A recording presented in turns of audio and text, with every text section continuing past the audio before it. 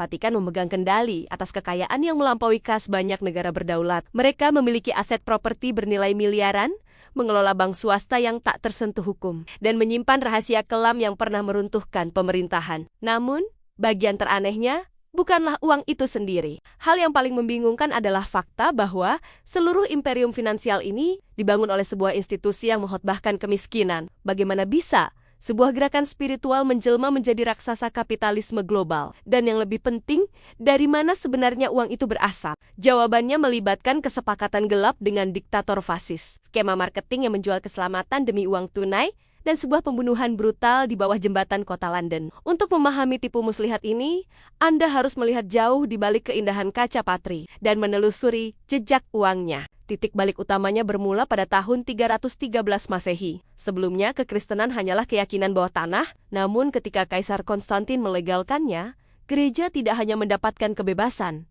mereka mendapatkan aset. Para bangsawan menyumbangkan tanah, para kaisar menyumbangkan emas. Gereja mempelajari satu pelajaran yang akan mendefinisikan 1000 tahun berikutnya. Kesucian itu mulia, tapi properti jauh lebih menguntungkan. Pada abad pertengahan, mereka telah menyempurnakan model bisnis subscription pertama di dunia. Persepuluhan. Bayangkan sebuah sistem pajak di mana Anda tidak membayar kepada negara, melainkan kepada Tuhan. Para petani dipaksa menyerahkan 10% dari hasil panen mereka. Jika menolak, Anda tidak hanya didenda, Anda mengambil risiko terbakar di neraka. Itu adalah model bisnis yang sempurna. Kepatuhan tinggi tanpa biaya operasional. Pada tahun 1000, gereja memiliki hampir sepertiga dari seluruh tanah di Eropa Barat. Mereka adalah tuan tanah terbesar di benua itu. Tapi tanah adalah aset yang tidak likuid. Anda tidak bisa membelanjakan hutan untuk membeli barang. Dan pada masa Renaissance, para paus memiliki selera yang mahal. Mereka menginginkan istana, angkatan perang, dan Basilika Santo Petrus megah yang Anda lihat hari ini.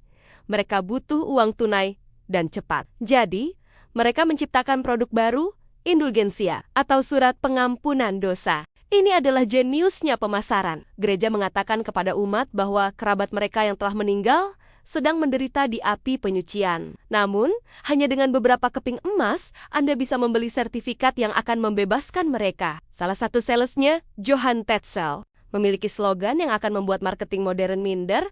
Begitu koin berdenting di dalam peti, jiwa melompat keluar dari api penyucian. Strategi ini berhasil. Emas mengalir deras ke Roma.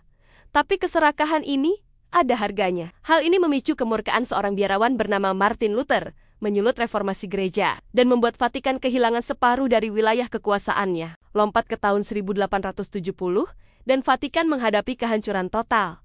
Pemerintah Italia yang baru menyita tanah mereka, paus bangkrut. Kekaisaran itu telah mati. Orang mengira begitu. Tapi pada tahun 1929, Vatikan melakukan comeback finansial terbesar dalam sejarah. Mereka duduk berunding dengan Benito Mussolini. Diktator fasis itu butuh legitimasi. Paus butuh uang tunai. Mereka menandatangani perjanjian Lateran. Mussolini menyerahkan kepada Vatikan apa yang setara dengan $1 miliar uang modern. Itu adalah dana talangan pemerintah yang masif. Dan dengan uang darah itu, Vatikan tidak membangun gereja. Mereka membangun bank. Institut Karya Agama pun lahir. Itu adalah surga pajak yang sempurna tepat di tengah kota Roma. Tanpa pengawasan, tanpa transparansi, kerahasiaan ini berubah menjadi maut. Pada tahun 1980, Bank Vatikan terperangkap di tengah skandal Banco Ambrosiano. Miliaran dolar lenyap begitu saja. Dan pria yang berada di pusat skandal itu, Roberto Calvi, yang dikenal sebagai bankir Tuhan, ditemukan tergantung di bawah jembatan Blackfriars di London. Dengan saku penuh batu bata, polisi bilang itu bunuh diri. Tapi seorang bankir biasanya tidak menggantung diri dengan saku berisi batu bata. Itu adalah sebuah pesan. Hari ini, Vatikan mengklaim keuangan mereka bersih.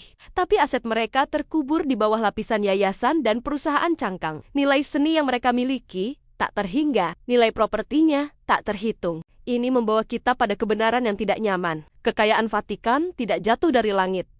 Kekayaan itu direkayasa, dibangun di atas perampasan tanah, pajak spiritual, penjualan surga kepada mereka yang putus asa, dan kesepakatan ruang belakang dengan para diktator. Pelajaran di sini bukan tentang agama. Ini tentang kekuasaan. Setiap institusi, tidak peduli seberapa suci klaimnya, pada akhirnya akan berperilaku seperti korporasi. Mereka menjual produk, Mereka menghancurkan kompetisi, dan mereka melindungi profit. Jadi, lain kali Anda melihat Menara Emas Roma, jangan hanya melihat tempat ibadah, lihatlah apa adanya. Startup finansial paling sukses dalam sejarah. Jika Anda ingin tahu bagaimana imperium lain menyembunyikan harta mereka, berlangganan sekarang di Kronik Kapital. Kita baru saja mulai.